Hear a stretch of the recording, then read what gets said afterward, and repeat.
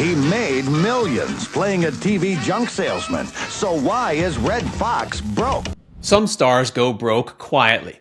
Redd Foxx somehow managed to do it loudly, publicly, and in a way that still surprises people who only remember the swagger, the jokes, and the success. For a lot of viewers, he's still Fred Sanford, the junk dealer with a comeback for everything and the kind of comic timing he can't teach. He was one of the most influential comedians of his time, a nightclub giant who helped push stand-up into bolder territory before he ever became a television icon. So the idea that he died owing millions feels almost impossible at first. How does somebody that famous, that busy, and that bankable end up drowning in debt?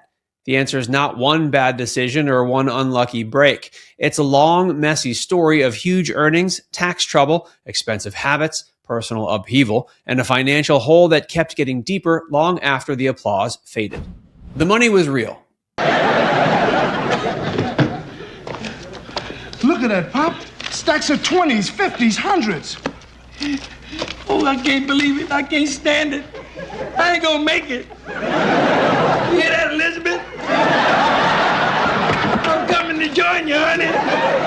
Rich.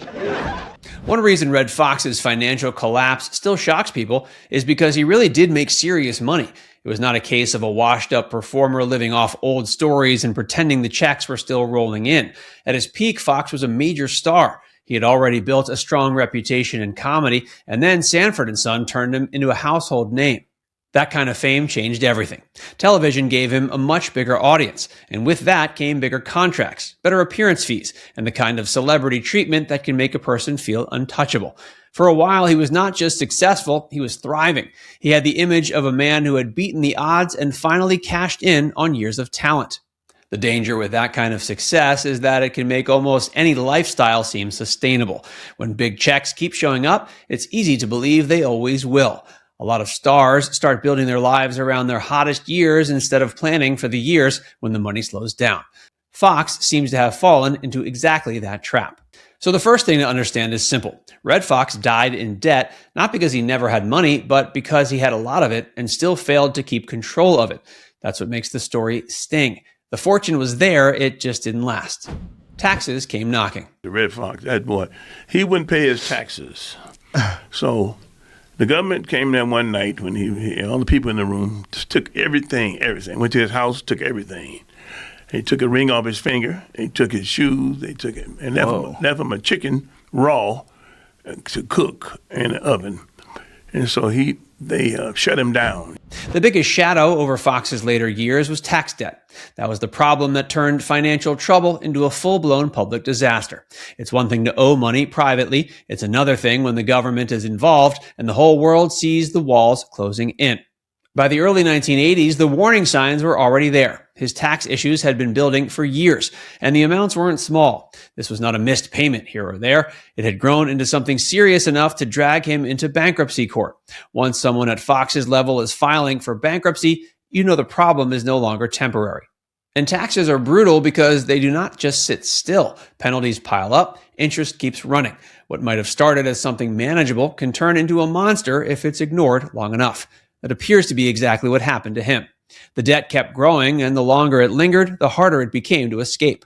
A celebrity can bluff a lot of things. They can bluff confidence, relevance, even success.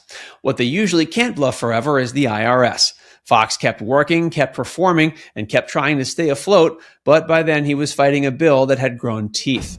Too many leaks. Redd, let me ask you about this. You got, this is New Orleans. How do you say New Orleans? New Orleans. New Orleans? New Orleans. New Orleans. New Orleans, whatever. Redd Foxx, New Orleans, Louisiana-style all-purpose barbecue sauce. Yes, that's my business now. It's to bring a laugh to your face. It's so good. You can eat it with a piece of bread. I'm not kidding you. Best barbecue sauce on the market today, and I'm not kidding you. Now, is that your own recipe here? That's my own recipe. Nah, you don't even know what's in it, do you? Are you kidding? Tell me what's in it, this. I'll tell you if it's No, right. no, you name it. It would be easy to tell this story as just another tax story, but that would miss the bigger picture. Taxes were a huge part of the collapse, but they were not the only reason. Foxx's financial life seems to have been leaking money from several directions at once. There were expensive divorces and support payments. There was a taste for flashy living. There were the costs that come with maintaining an image once you become a star. Celebrities rarely just spend on themselves. They spend on the lifestyle around themselves too. Houses, cars, jewelry, travel, entourages, bad deals, favors, and habits that feel harmless when the money's flowing all start becoming dangerous when the flow slows down. Fox also spoke at times about bad management, and that matters. A performer can make a fortune and still be financially wrecked if the wrong people are handling the books or if no one is forcing him to face reality. Plenty of gifted entertainers are brilliant on stage and careless off it. They assume someone else is keeping things in order until one day they find out no one really has. That's what makes his downfall feel less like one explosion and more like a house fire that had been burning behind the walls for years. By the time the smoke became visible to everyone else, the damage was already severe. The humiliation. Took everything I own. I worked so hard to be who I am. I owe the taxes. It ain't that bad. They took everything. Then came the moment that made the whole thing impossible to ignore. When federal agents seized property connected to his unpaid taxes, it turned a private money crisis into public humiliation. This was not just paperwork. This was the kind of scene that tells the world a star's financial life has completely come apart. That moment hit hard because Redd Foxx had always carried himself like a man who could handle anything. He was sharp, funny, defiant, and larger than life. Seeing someone like that reduced to arguing over what the government was taking from him was jarring. It stripped away the illusion that he could joke his way around the problem. It also showed how deep the trouble had become. By that point, the debt was not theoretical anymore. It was attached to real possessions, real property, and very public reckoning. The image of wealth was still there in people's minds, but the reality was that the financial foundation underneath it had cracked wide open.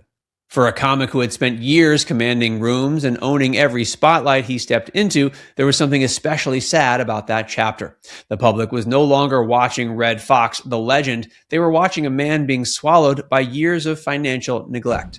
Still working, still losing. The doctor comes out and says, Mrs. Fox, we've done all that we can do, and your husband is gone.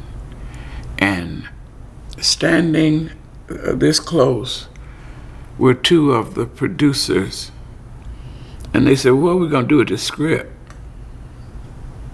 This script was written for Redd and Della. Who are we going to get to? Who's going to replace? She's sitting right here. They just told her that her husband was dead. One of the cruelest parts of the story is Fox was not finished. He was still trying to work. He was trying to come back. He was still chasing the next opportunity, the next paycheck, the next chance to regain some stability. This wasn't a man who had simply retired into ruin. He was still in the fight. But that's what makes debt so merciless. Once it reaches a certain size, working hard is not always enough. New money does not necessarily build a new life. Sometimes it just gets swallowed by old obligations. That appears to have been the situation Fox was stuck in near the end. He could earn and still not really get ahead. When he died in 1991, he was still carrying that financial weight. The debt had not been cleaned up. The comeback had not fully repaired the damage. The image of Redd as a wealthy comedy giant survived in popular memory, but his actual financial condition told a far darker story. So why was he in millions of debt when he died? Because fame's not the same thing as security. Because huge earnings can disappear under taxes, bad planning, divorce costs, spending, and years of financial denial. And because even a legend can end up trapped if the money is mishandled long enough. Now it's time to hear from you. What do you think usually destroys celebrities faster? Bad spending habits, bad advice, or the belief that the money will never stop coming in? Let us know in the comments section below.